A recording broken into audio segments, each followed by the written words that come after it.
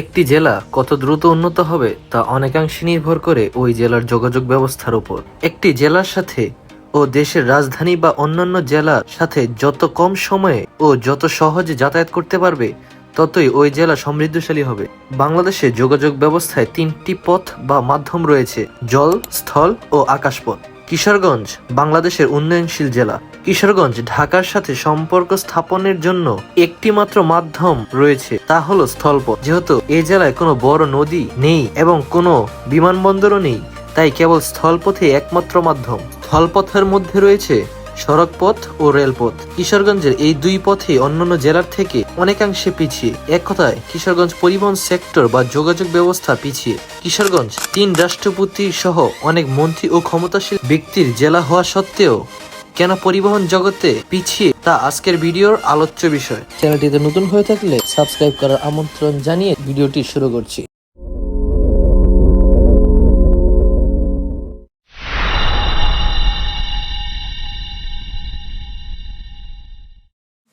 Rail যোগাযোগ। কিশোরগঞ্জে rail যোগাযোগ ব্যবস্থার বেহাল দশা।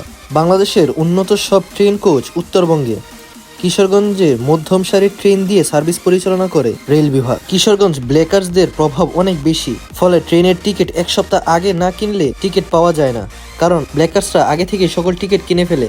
ফলে ব্ল্যাকার্সদের কাছ থেকে অতিরিক্ত টাকা দিয়ে টিকিট কিনতে হয়। স্থানীয় প্রশাসন বা রেল প্রশাসন এ বিষয়ে কোনো অ্যাকশন নেয় না এবং কিশোরগঞ্জের রেগুলার যাত্রীরাও কোনো প্রতিবাদ করে না। ফলে যুগের পর যুগ ধরে এই সিস্টেম চলে আসছে। সড়কপথ।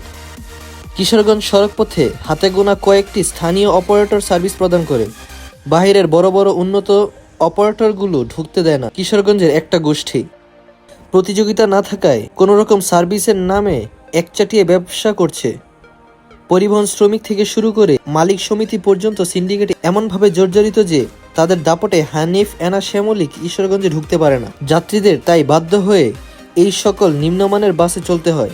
ভারতীয় নিম্নমানের চেসিস যেমন অশোক লেল্যান্ড, টাটা দিয়ে সার্ভিস প্রদান করে, তবে ভাড়া যাত্রীদের থেকে আদায় করে জাপানি হিনো, জার্মানির মার্সিডিস এর ভাড়ার সমান। অর্থাৎ যাত্রীরা যে পরিমাণ ভাড়া দিচ্ছে সেই অনুযায়ী সার্ভিস পাচ্ছে না।